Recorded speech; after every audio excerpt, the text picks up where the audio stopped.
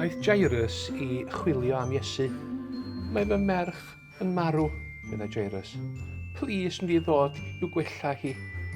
Wrth gwrs, atebodd Iesu. Roedd llawer o bobl yn ei dilyn wrth iddyn nhw fynd i dŷ Jairus. Roedd pawb am weld Iesu, ac roedd hi'n mynd yn hwyr erbyn hyn. A fydda Iesu'n cyrraedd mewn pryd i helpu merch fach Jairus? Rhedodd dynion atyn nhw. Mae'n rhy hwyr, medden nhw wrth Jairus. Mae dy ferch wedi marw. Roedd pawb yn y tŷ yn crio. Paid â phoeni, medde Iesu.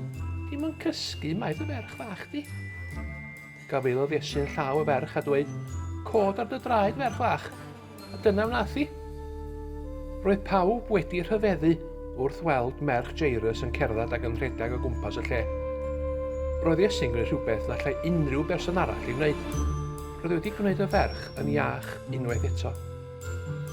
Rwy'n meddwl, medde Iesu gan wenu ar ei mam a'i thad, y byddai eich merch fach yn hoffi rhywbeth i'w wyta nawr.